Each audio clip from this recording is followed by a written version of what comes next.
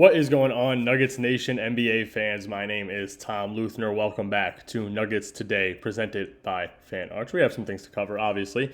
And the first thing I want to cover is who am I happiest with so far this preseason and just in general when it comes to training camp videos, all that kind of stuff. And I think the clear answer is really Peyton Watson. I mean, how could I not be? He looks amazing off the dribble. He's somebody I've covered the last couple of days or weeks because, I mean, he's been that good for Denver. He's somebody that seems like a difference maker for this organization. And I will get to the the preseason episode tomorrow. Like I say, I'm on the East Coast, so watching the games, getting an episode out late is pretty tough. So I want to cover this, and then tomorrow I'll get to the preseason. But Peyton Watson's easily the guy who I think has been the best for Denver, shown the most development in the offseason. Maybe Christian Brown is up there, and I think that he just continues to get better. But when it comes to who am I happiest with, I got to say it's Peyton Watson. I think that there's nobody that compares to it just because I'm expecting, everything else from everybody else. You're expecting Christian Brown to take another step, especially in a contract year. You're expecting AG to get better as time goes on. You're expecting Jokic to be a top-tier player. You're expecting Jamal Murray to be, maybe under, all-star level, but an all-star level talent player. So seeing a guy like Watson be able to score off the dribble, finish at the rim, shoot well, all the things that the entire offseason everybody was saying, if Peyton Watson can't do this, get him off the team. I think I was a big advocate for looking to potentially trade him if he didn't step it up this offseason, especially the beginning of the offseason. I think that I was high on, okay, trade him, get rid of him, get something that you need, which at the time was a backup center, and nobody knew that MPJ was going to be on the trade block or traded in general. So I think I was, on the get rid of Watson bandwagon, but I'm also pleasantly surprised with Curtis Jones. I think out of all the guys who are on the two-way, he is the one guy who, since we signed him and since we brought him in, I was genuinely happy with. If you watch this channel and you've been a part of it for a while, Curtis Jones is the one guy I think I started the season off, like the offseason off, saying this guy could be good for Denver. I'm genuinely excited to see him. The Summer League especially, he was the guy I was highest on out of all the guys that we brought in. So I think that I was pleasantly surprised. I don't want to say I'm the happiest with Curtis Jones, but I know, 2 games ago at this point, seeing him drop 11 points, knock down his threes, be a playmaker, everything that we've needed in a backup point guard or just a bench guy in general, I think that he brings to the team.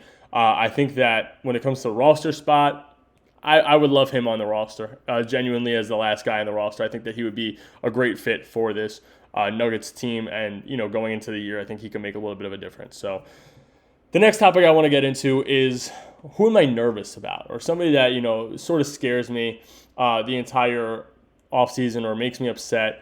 And it's tough for me. It's Tim Hardaway Jr. And I think that, 100% it's Tim Hardaway Jr., somebody who I was so genuinely excited to get, somebody who I thought could make the biggest difference for this Nuggets team, somebody who could be that three-point shooting guy who Denver's always needed since KCP left and fully, take that role up, a veteran, guy that could show leadership. Now, am I going to overreact about it? No. It's preseason. I mean, you're expecting him to get comfortable. He's still learning the entire system. He's learning how to play with a guy like Jokic. He's learning how to work with a team when a bunch of high IQ guys in AG, Jokic, CB, Jamal, Cam Johnson. But you have to make your shots. I think that Strother has the potential to beat him out for a spot right now because of how bad he's been in preseason. And I know it's a little dramatic to say that, but Strother's a guy who's been coming up in this system, and everybody thinks that he's that good. I mean, I do. If you follow me, you know that I'm the biggest Julian Strother believer in the world right now. And I just think that Tim Hardaway Jr. might be one of those guys, the vet that Denver brings in, and the way he's looking right now could be the same kind of thing as Dario Saric, where he was good, a year or two ago, and then just, wets the bed and can't figure it out. Again, am I going to overreact and say that's exactly how it is? No, obviously I'm not. But I'm just saying it could happen, and it makes me a little nervous that could happen just because he's a guy I think Denver's relying on very heavily to be good and be able to shoot the three ball. Now, obviously, Cam Johnson's another guy I mentioned, and he's somebody that I'm a little on the fence about right now.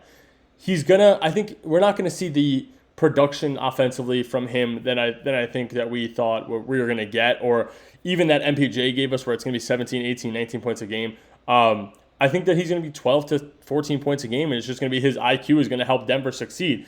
I think that MPJ gave you more when it came to the rebounding and the shooting statistical categories and the statistical aspect, but I think that if you're going to pass somebody by the eye test, Cam Johnson's going to be the guy that's going to pass by the eye test. He's going to be the guy who is going to be so high IQ that when he cuts the basket, draws defenders away from Jokic and Jamal, it's going to be the biggest difference in the world just because he can spread the floor like that. And you know what? He's going to have his games. I know that it's interesting. Jamal said he was going to be the guy who leads the team most nights in scoring, and I just haven't seen that ability from him yet. Is it there? Well, in Denver, let's say.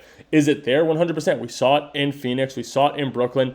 I have not seen it for Denver, and I'm hoping that he's able to step up and do that exactly.